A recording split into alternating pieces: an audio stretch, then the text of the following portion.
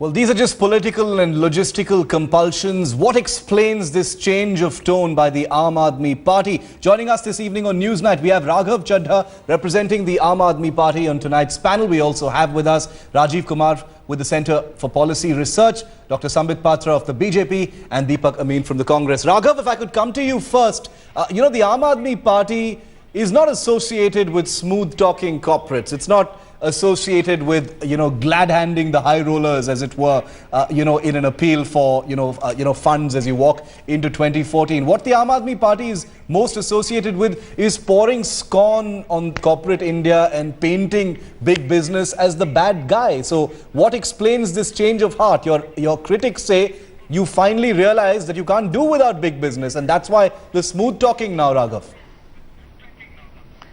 Well, that's not the case. I would begin by quoting the famous lines of William Shakespeare. He said, "For we are armed so strong in honesty that we can't raise funds by vile means." The Aam Aadmi Party has never been against the corporate culture or the Indian ink, as you rightly call it. The point is that there is a nexus between the crony capitalists and the government. Now, crony capitalists do not form the entire India Inc. It's only a small section of the India Inc. Now, when these crony capitalists write heavy big checks to these political outfits, and when in return these political outfits come to power, they make policies and programs in order to benefit, in order to give financial benefits to these big business corporate houses. So this dirty nexus is what we are against. It is not that the Aam Aadmi Party is against capitalism, the Aam Aadmi Party is against private sector or entrepreneurship or business. No, but we are against this dirty nexus. What people are saying, Raghav, is that suddenly you've become very circumspect. Suddenly the Aam Aadmi Party is becoming very discerning and careful with its language. Otherwise, the Aam Aadmi Party is happy, waving around documents at press conferences. You've been, accused of being shoot and scoot as far as corporate India is concerned. People say that big business is nervous about the Aam Aadmi Party because they see the party as irresponsible when it comes to allegations. I'll come back to you in just a bit. I want to get opening comments from the others, and I'll come back to you, Raghav. Deepak, Amin, bring you in at this point of time. What explains this change of tone? I mean, do you think it's something as serious as hypocrisy, or is it just the Aam Aadmi Party? Why should we blame them for realizing that they need money to fight the elections and they can't do without big business, Deepak? Actually, this is just another example of the DNA of the Aam Aadmi Party. They started out saying we are only for Jan Lokpal bill, we'll never get into politics. Sure enough, they got into politics.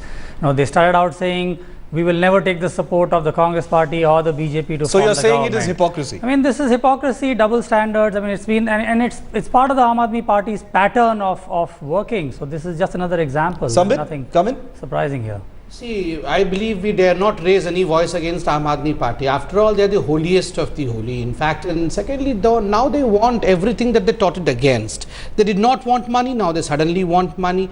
And ironically, I with me carry the economic document of the Aam Aadmi Party, which is very much available on the website. And this is what they have to say for the corporates. They say that the corporates are being doled out a tax relief of 13 lakh crore rupees, and that should be stopped immediately. And in fact, they want an exemption on even on the export oriented units. Just imagine if this were to happen, the corporate sector would collapse the very next day. Okay. And that party wants money now from the corporates. Okay. It's just because it is only a power game. Power के लिए कुछ भी करेगा, to any extent they can go, because they want to be a chief minister today and a prime minister tomorrow. They can go any extent in changing the tenor of their language. Okay, I want to know where Rajiv, I'm very curious to know where Rajiv Kumar stands on this. Mr. Kumar, should the Aam Aadmi Party be criticized so much for standing on a stage and, speaking in a positive way to corporates just because it's different from the language that they used when they were first attempting to, get into power, and then when they were in power? Should this just be dismissed as, the compulsions of, electioneering, or is it something worse than that? What do you think, Rajiv Kumar? Well, I think, that they should be criticized for shooting their mouth quite often, because they tend to speak, they tend to say things which they don't really mean, and this is a process of learning. On the other hand, I feel actually quite pleased in some sense, or quite sort of, relieved that the reality of the political life in India is coming to them. Yes. And that they realize that they cannot do without some prominent stakeholders. And therefore they have to go to the corporate world to seek support, funding, and whatever. Now the fact, and I'm also relieved, because if this means that their anti-corporatism or anti-private sector stance, which I have heard some of them mouth, which was to me very, very disturbing. Yes. If that goes off, then I think it will be good for the Indian politics, it will be good for Indian economics. And I suppose it's a matter of growing up for them, but they should be a bit more modest and show a little bit more humility.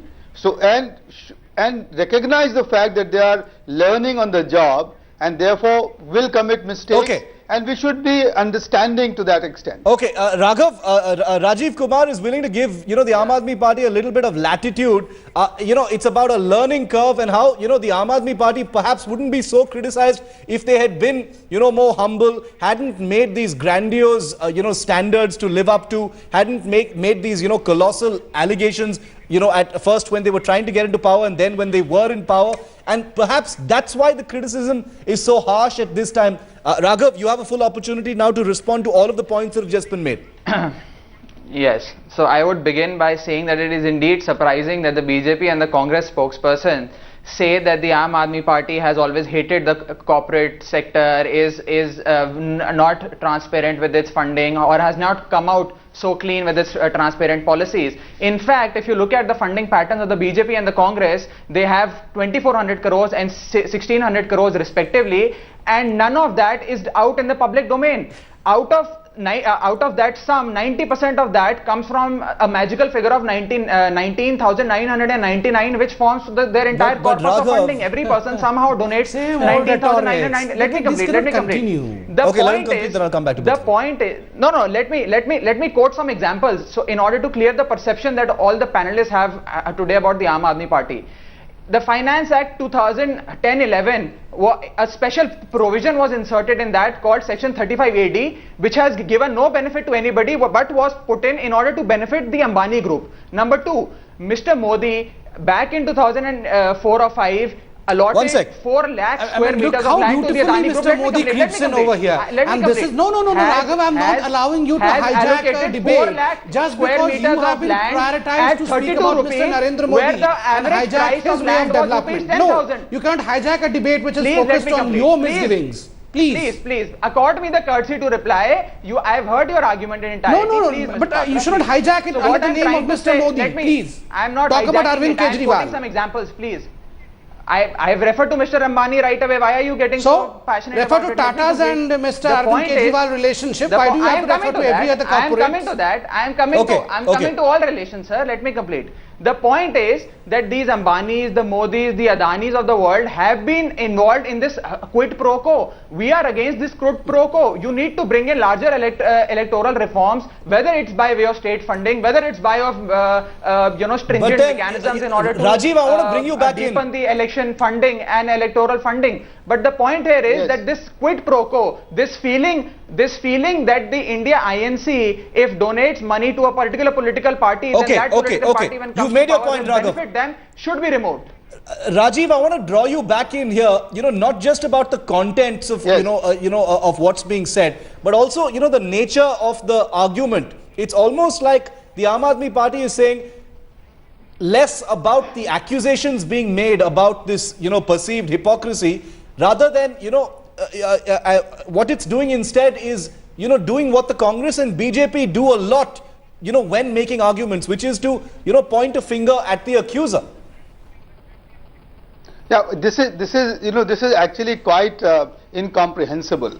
The way the Aam Aadmi Party spokespeople bandy about names and make charges against people, without any evidence, without any proof. I think this is just a very bad taste. Absolute evidence about it. We all know. Raghav, let Rajiv complete. Just a second. Neera Radia's case is sub judice. Nobody has been charged, nobody has been convicted. I think it is, I'm repeating, that it is a terrible bad taste to throw names, to take names out in the public and accuse people and be the sort of, prosecutor, judge and jury all by yourself. Now the fact also remains that they don't know that tomorrow if they start taking funding and support from the corporate world or from anybody, whether there will be no quid pro quo. I hope there isn't. I hope that their funding remains as transparent as ever and as they have promised, and I hope also that they can tell us exactly where it's all coming from. But they have to give up this habit of making wild allegations and becoming personal, because that is not the way of a good, honest political debate. Raghav, I'll come back to you in a bit. I want to bring in Deepak. Yeah, Deepak, I mean, you know, as they move into 2014, and you know, nobody can say the Aam Aadmi Party is, you know, a bunch of people who don't know what they're doing. They've demonstrated that they're serious about this business. They've performed well in an election. They're going into 2014. They're a credible force. There's no, that's not the question. The question now is, you know, how do you perceive they're actually going to go forward? Your party, Deepak, has been a partner. They've supported the Aam Aadmi Party in their very short-lived government, you know, in Delhi. But going forward right now, is it really okay for the Congress, you know, to highlight that hypocrisy, given that you've just been partners? Like I said earlier, and you know, Congress Party has always maintained this stand that we supported the Aam Aadmi Party only to the extent that their government should not fail a no confidence motion. In all other ways, in all other respects, we were the opposition. We only did not want another election on the people of Delhi, and we wanted the Aam Aadmi Party to get a chance to deliver on their manifesto. That is it. It stops right there. I'd like to ask the Aam Aadmi Party person here on the panel that he's talking about funds and transparency. Why has he still not replied to the query about their foreign funding? Why are they still holding back on it? You know, they need to be accountable, they need to be transparent, just like all the other parties who are also responsible and accountable to the Election Commission. That's a specific query. You want to take that, Raghav? Then I'll come to Sambit. No, absolutely. See, that letter was very much replied. Because, you know, Raghav, the issue here is, and that's one thing that was highlighted by Rajiv as well, is that the standards that have been set by the Aam Aadmi Party for its members means that there is very little elbow room, you know, to backtrack on the things that have been said. And that's why, you know, and I can speak independently. I can say that the questions being asked of the Aam Aadmi Party are not always, you know, the politicians will ask you questions because they're politicians. But at the end of the day, the questions being put to the Aam Aadmi Party are specific because of the very, very lofty standards that have been set by you and your party itself. Well, if you say that disclosing the name of every donor on your website is lofty, then sorry, I don't buy this. If you say that if a certain hefty amount is being donated to a political party and the political party leaders, the political affairs committee of the party.